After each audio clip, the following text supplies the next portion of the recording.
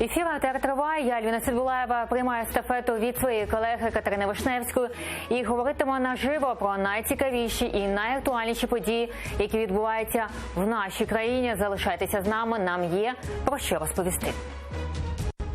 В Золотому почалось розведення сил. АТР має офіційне підтвердження. Обстріл у прямому етері. Добровольці в Золотому кажуть, їх обстріляли, коли включались до АТР. Нардепів, кнопкотиців каратимуть. За кнопкодавство вводять великі штрафи. І я вітаю всіх, хто долучився до прямого ефіру. Я вже рада представити нашого гостя Сергій Гармаш, головний редактор «Острова».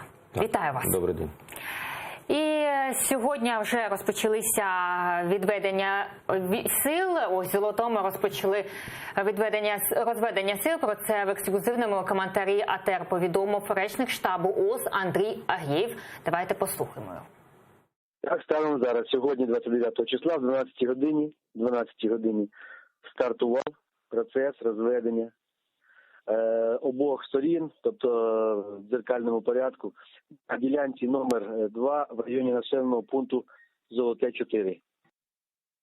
І президент прокоментував початок розведення сил. Слухаємо Володимира Зеленського. Прекрасно. Все спокійно відбувається. На цій ділянці немає ніяких пострілів.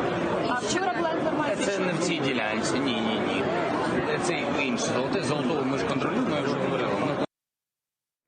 І 7 днів тиші в Золотому пройшли. Про це повідомив міністр закордонних справ Вадим Пристайко.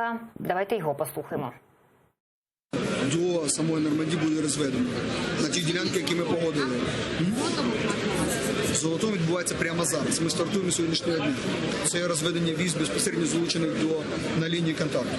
Але ми так само бачимо обстріли, наприклад, інформацію, щоденну інформацію. Наприклад, в Золотому останній обстріл був 18 числа по запевненню СМ. Тобто це 10 днів тому назад. 7 днів ми витримали, передали СМ, що ми готові, дали їм денний підготовку і починаємо розведення.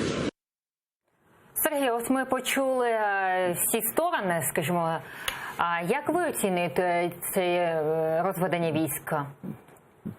Ми почули не всі сторони. Тому, ми почули офіційне, так, ООС, президента взагалі і міністра закордонних справ. І ви, на мій погляд, правильно дуже сказали, коли сказали відведення військ. Тому що це важко назвати розведення військ. Чому я так кажу? Тому що Україна – це офіційна сторона цього конфлікту. Вона взяла на себе певні зобов'язання, і вона їх виконує. Росія у вигляді Піскова, прес-секретаря Путіна, там 2 тижні тому десь заявила, що вона не гарантує відведення військ, тому що вона не є стороною конфлікту. Людей, які знаходяться по той бік лінії розмежування, тобто так звані ДНР, ЛНР, ми не визнаємо сторонами конфлікту. Тобто хто тоді гарантував з того боку відведення військ?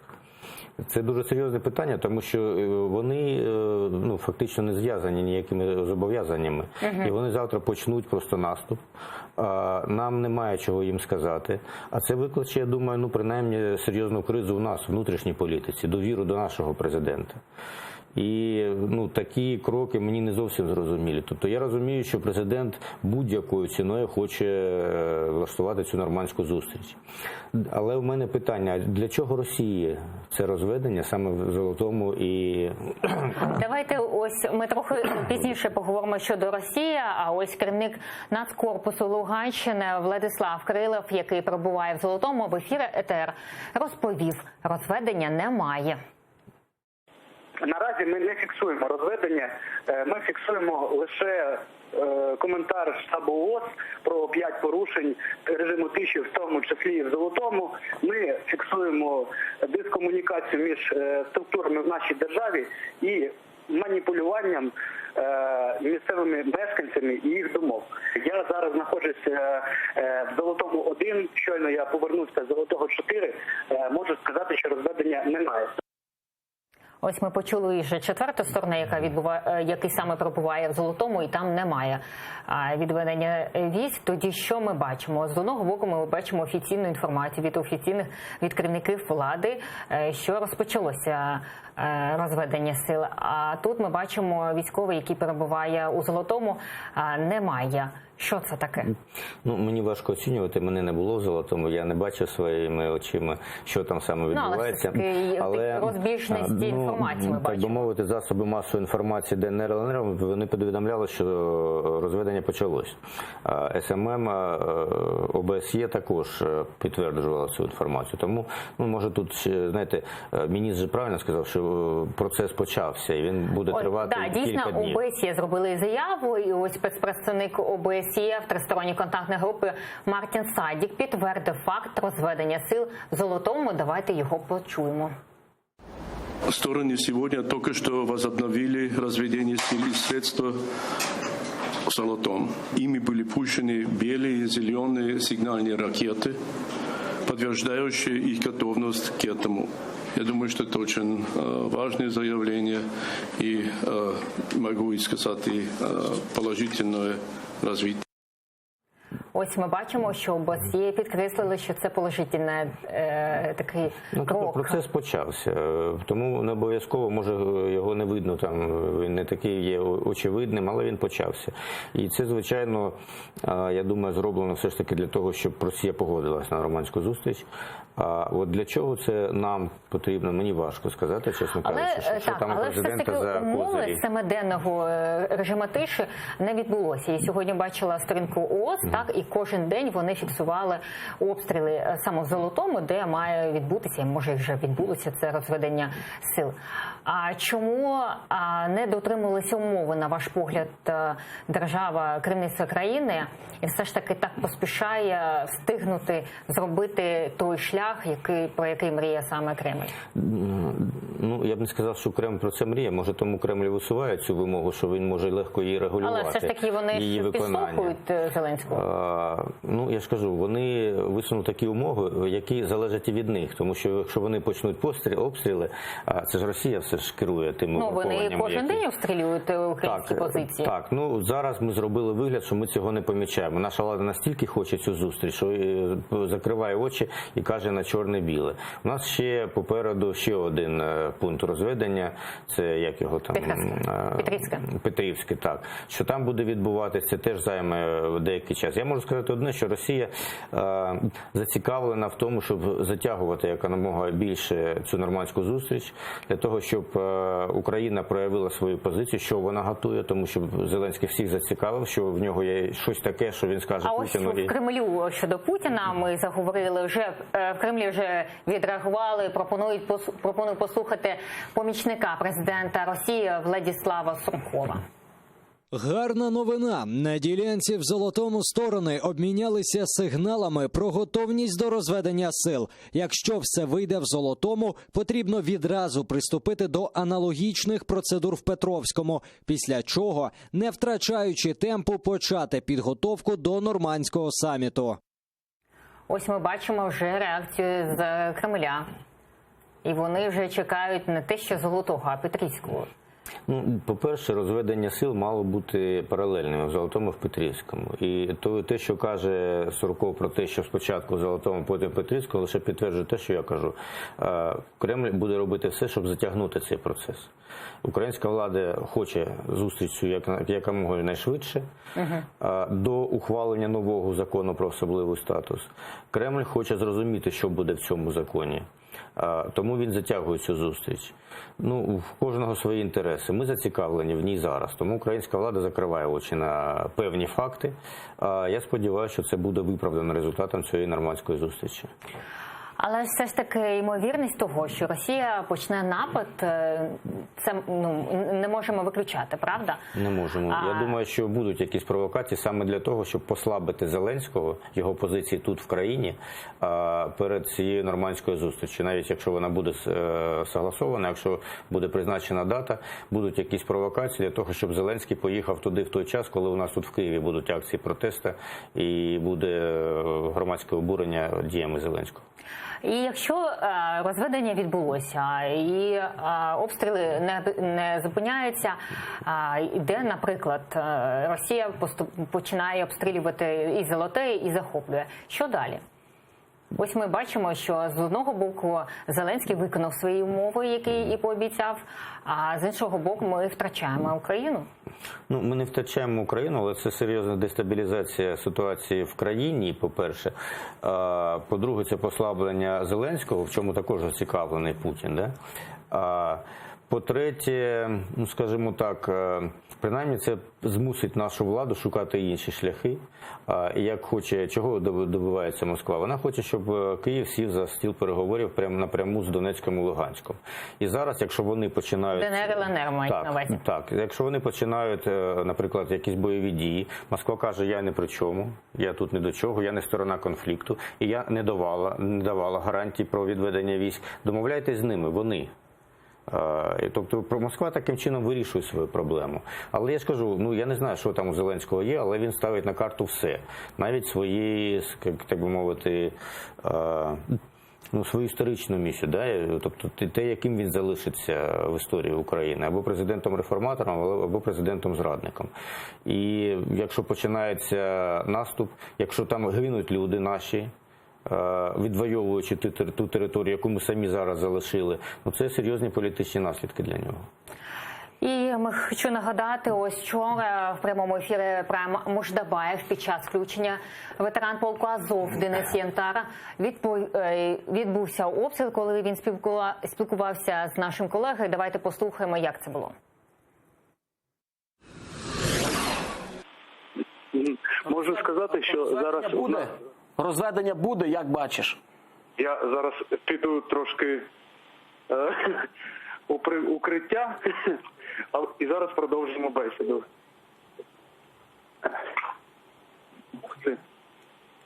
Алло. Розведення буде, як бачиш на місці? Ну, я не бачу розведення, тому що прямо зараз я з вами спілкувався і якраз свистіло декілька куль.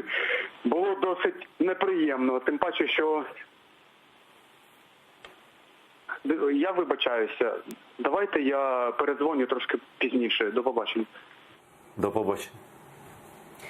Я так понимаю, я так понимаю, что это обстрел в прямому ефірі.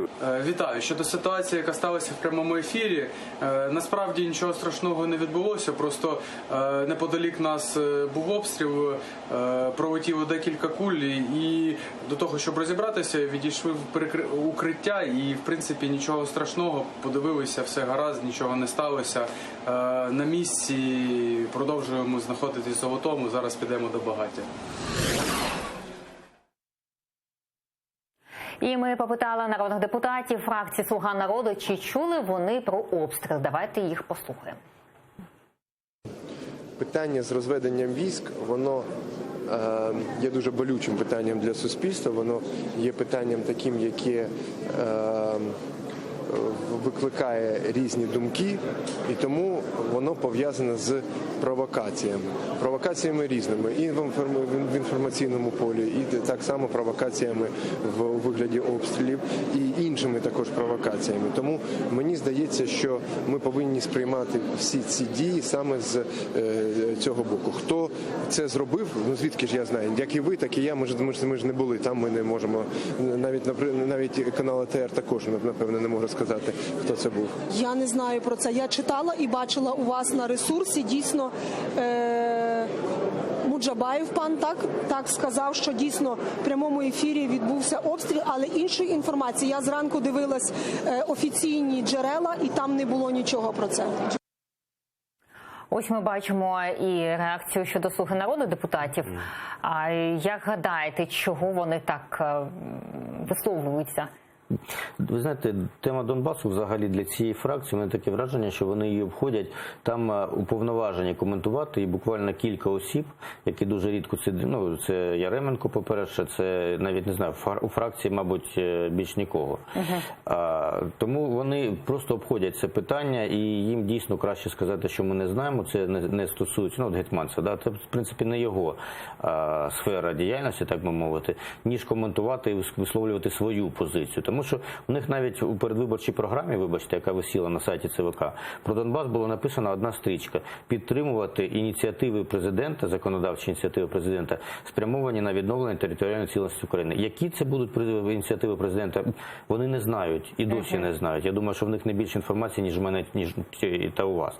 Тому зараз вони відстоюють просто позицію президента, яка полягає в тому, щоб перше, домогтися нормандської зустрічі, і, по-друге, виконати мінські угоди. Ось нормандська зустріч відбулася. Спочатку Зеленський на своїй прес-конференції, яка була там 14 годин, так, він сказав, що нібито буде піднімати тему на нормандському форматі, а потім ця тема взагалі зникла щодо Криму. А ось нормандська зустріч. До чого вона може призвести? Ну, наскільки я зрозумів, навіть із сьогоднішнього виступу Пристайка, міністра закордонних справ, на нормандській зустрічі буде ставитись питання про виконання Україною мінських угод. Якщо це не вийде, якщо мінські угоди, так би мовити, у вигляді, ну, в тому баченні України, в якому, я не знаю, як їх бачить, правда, Зеленський, я думаю, що не зовсім адекватно, враховуючи, що він не розуміє, що у нас війна йде не на Донбасі, а взагалі з Україною, між Росією і Україною.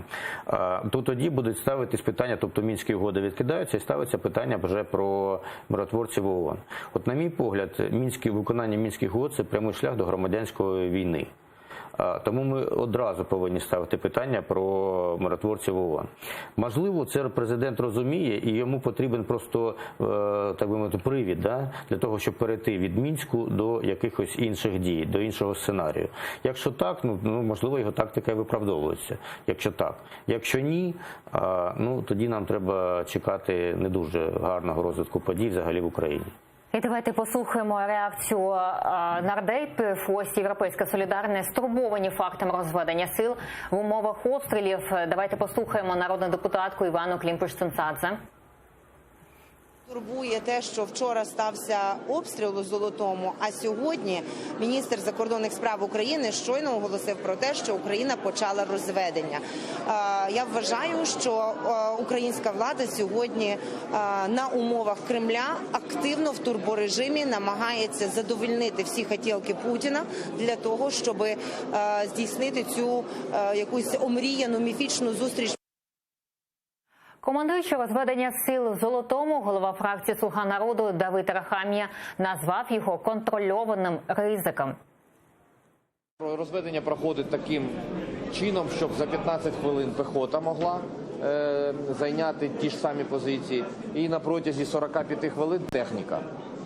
Ну, тобто там це більш-менш контрольований ризик, так можна так це описати. Так? Також за цим спостерігають міжнародні спостерігачі. Якщо будуть спроби припинити розведення чи якось вчинити опір, то це буде зафіксовано і все це буде в протоколах, які будуть в нормандському форматі. Сподіваюсь, зараз це останній блокер, який заважає зустрічі в нормандському форматі. І ми долучаємо до нашого ефіра народного депутата позафракційний Сергій Вельможний. Вітаємо вас, пане Сергію. Здравствуйте. Пан Сергій, ви вже чули, що сьогодні йде розведення сил. Як ви ставитеся до нього і які можуть бути наслідки, на ваш погляд? Несмотря на то, что сейчас мы работаем в сессионном зале в парламенте, я внимательно слежу за ситуацией, которая происходит в Золотому. Так как я народный депутат, который избирался по 112 округу, в который входит в том числе и город Золотое. И недавно я только что вернулся с округа, провел встречи с местными жителями, а также жителями с оккупированных территорий в Горске, в Золотом, где также узнал мнение людей по поводу разведения сил. Но люди очень устали от боевых действий, от войны, и поэтому все, как простые люди, поддерживают, считая это первым шагом до мирного урегулирования конфликта на Донбассе, считают это первым шагом для достижения мира на Донбассе. Поэтому все жители поддерживают разведение сил и хотят мира на Донбассе. Я, как и народный депутат, как мажоритарщик, я поддерживаю мнение своих избирателей. И главное, чтобы по этому вопросу не было никаких спекуляций и и мы обеспечили жизнь и здоровье жителей, которые проживают на линии соприкосновения в Горске и в Золотом. Вот Пане Сергію, да. є ймовірність того, що після того, як відбудеться розведення сил, Росія почне наступ на Золотою, і ми побачимо, що російська агресія продовжується і захоплення українських земель продовжується. Як будете зупиняти?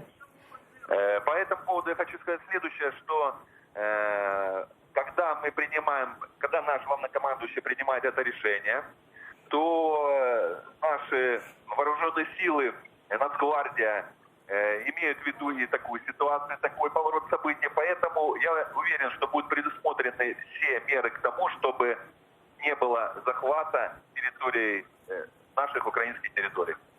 Пане Сергію, хотіла ще одне питання спитати у вас. Що буде з людьми, які опиняться під окупацією саме Золотою? Як будете ви їм допомагати? Я же настаиваю на том, что я думаю, это грамотный шаг и очень продуманный, и вооруженные силы, и наше правительство смотрит все меры к тому, чтобы жители не захвачены не были территории, и жители не подверглись никаким атакам и со стороны агрессора. Дякуємо вам. Сергій Вельможний, народний депутат позафракційний, був з нами на зв'язку. Чи згодні ви з ним? Ну, знаєте, коли мені кажуть про те, що люди хочуть миру, то я вже розумію, що це політична спекуляція, це не професійна розмова. Тому що нехай шановний депутат поїде в свій округ Золотий, проведить там опитування, чи хочуть люди платити податки, наприклад, або чи хочуть вони ходити працювати. Я думаю, що якщо прислухатись до думки людей у всьому, то наша держава залишиться просто без бюджету, наприклад, або без там кримінального кодексу.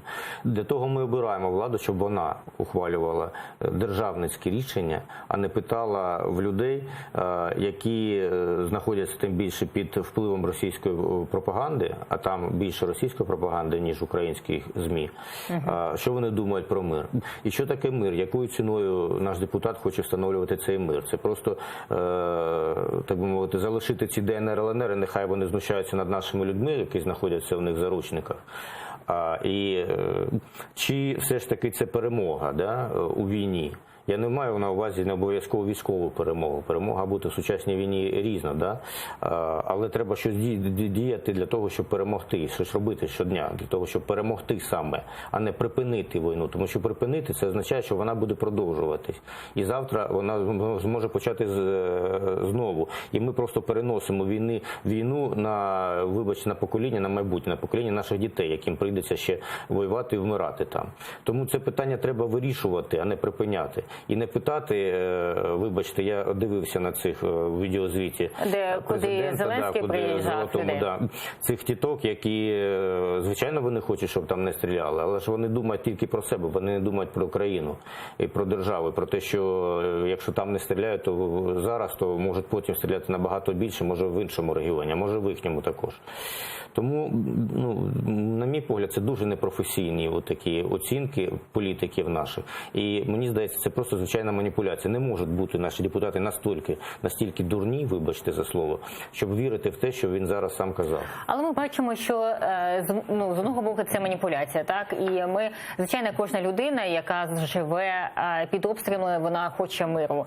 І ми бачимо, що мир є, так званий мир, так, і в окупованих територіях, і вони вимушені там жити, і коли бачать все, що відбувається там.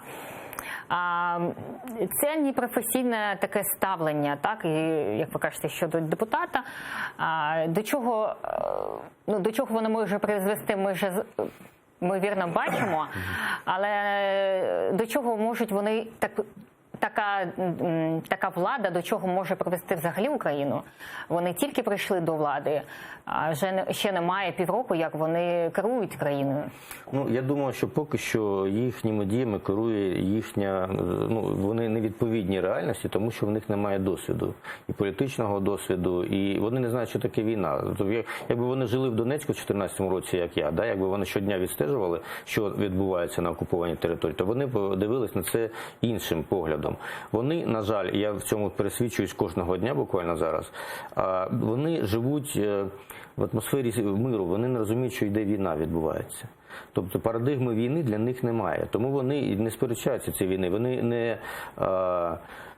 вони не воюють, скажімо так. Вони думають, що те, що відбувається, це помилка колишнього президента, що він не зміг домовитись з Росією. А от Зеленський зможе домовитись з Росією. Як сказав Богдан в сьогоднішньому інтерв'ю «Українській правді», що багато їх дій направлені на російську аудиторію і на західну. Про українську аудиторію він навіть не каже.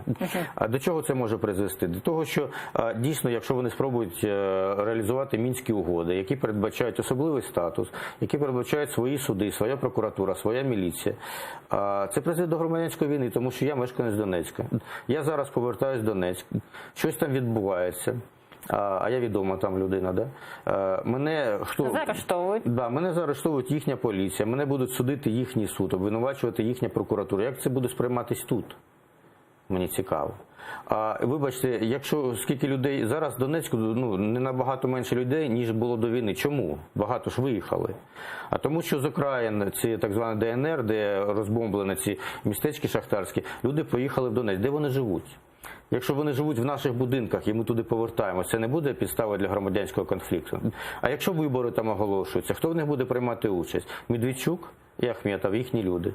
А це не підстава для конфлікту між олігархічними кланами, який може вилитись у серйозний громадянський конфлікт. У ці ризики спочатку треба зупинити, а потім вже робити відведення і поговоримо щодо іншої теми. Ось реакція «Слуга народу» у повному складі виступили за заяву у протест висловів Софії Федини у відеозверненні президентом. Далі пряма мова Микити Петраєва.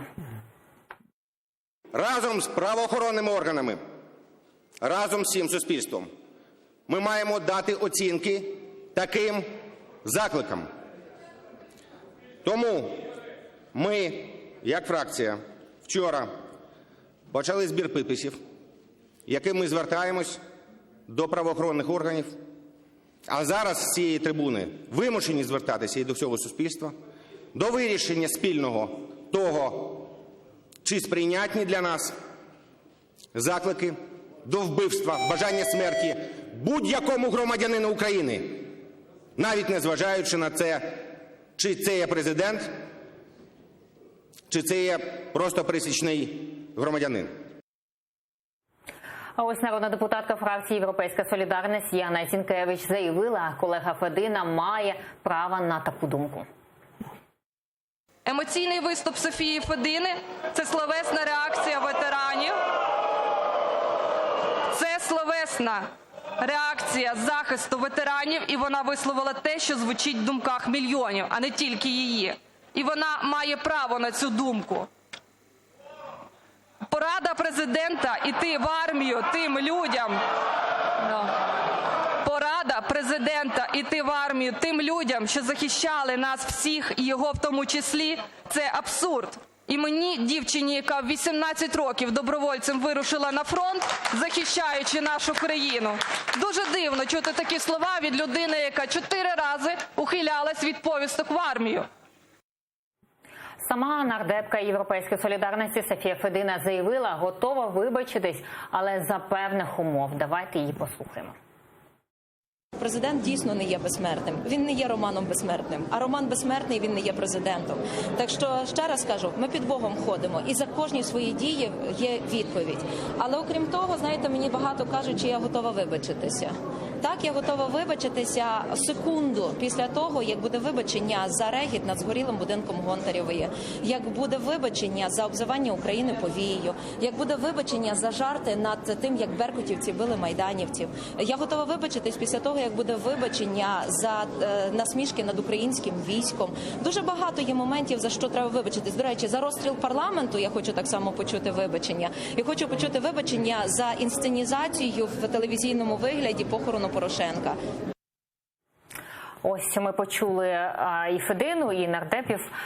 Ви бачили це відео.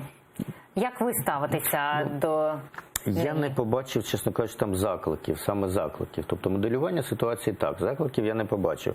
Я думаю, що це нагнітається просто політичне протистояння для чогось. Можливо, для того, щоб відволікти увагу від самого факту розведення. Можливо. Взагалі, чесно кажучи, я про це не казав публічно, але я припустив, що президент Зеленський може бути першим президентом, який не доживе до кінця каденції, в прямому смислі, коли атовець перекрив у нас міст. Да? Коли ми побачили, що люди, які мають зброю і досвід, вони можуть бути неадекватні, можуть піти на будь-які кроки для того, щоб або показати свою позицію, або відстояти свою позицію. Тому президент Зеленський дійсно дуже ризикує, йдучи на такі кроки, всупереч фактично людям, які воювали, да, які втратили там багатьох друзів, родичів хтось втратив. Це дійсно ризик. Тому я думаю, що Федина мала право казати те, що вона думає. Як сьогодні в інтерв'ю «Українській правді» Богдан сказав, що він не буде вибачатись за те, що він сказав, що люди на акції приходять за гроші. Я висловив те, що я думаю. Я вільна людина, сказав керівник адміністрації президента чи офісу президента зараз. Так. Те ж саме може сказати і Федина. Я вільна людина, я народний депутат, я можу висловити те, що я думаю. Тому, мені кажеться, це таке, знаєте, штучне нагнітання ситуації. Для чого це робиться? Скоріше за все, дійсно, щоб відволікти нашу увагу від факту відведення військ. Але ж все ж таки цю ситуацію використовує влада. Чи буде продовження, як гадаєте? Я думаю, ні. Принаймні, я не юрист, але я не побачив там саме закликів, в чому можна звинуватити дійсно депутата народного. Тому я думаю, що це більше там політичних якихось ризиків, ніякого кримінального там продовження мати не буде. Якщо буде, це буде мати вже ризики для самої політичної сили «Слуга народу», які дійсно є дуже багато прикладів, там випадків, за які вона має дійсно вибачатись перед суспільством. І повертаючись до теми розведення сил, як гадаєте, скільки триватиме розведення сил в Золотому? Я не знаю. Я думаю, не буде протистояння ветеранів зараз.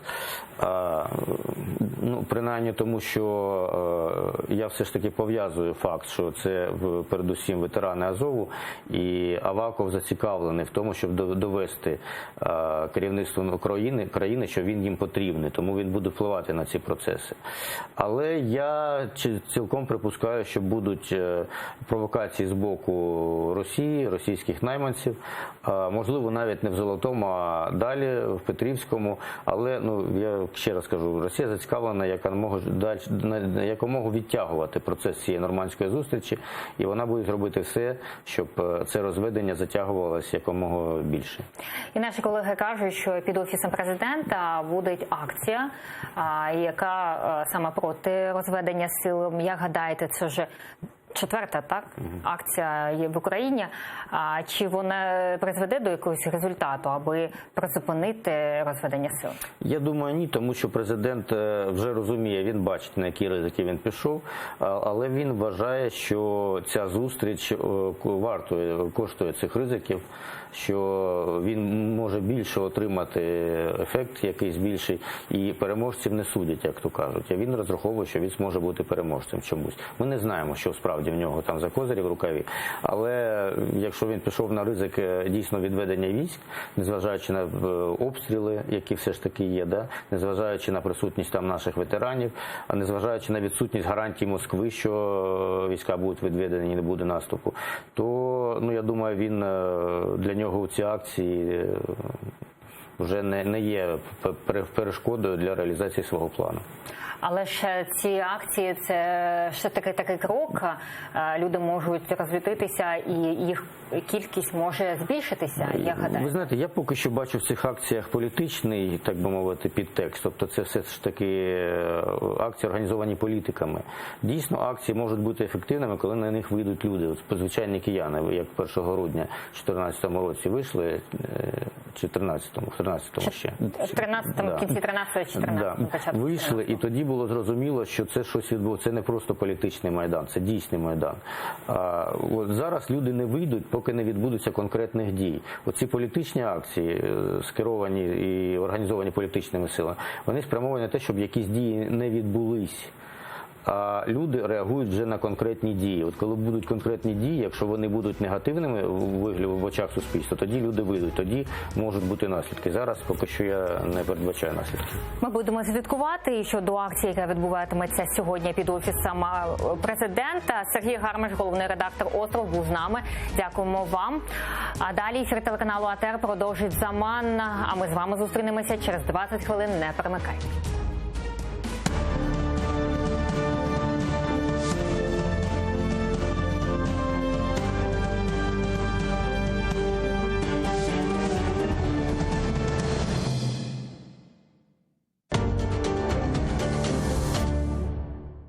Окупанти в Криму пред'явили звинувачення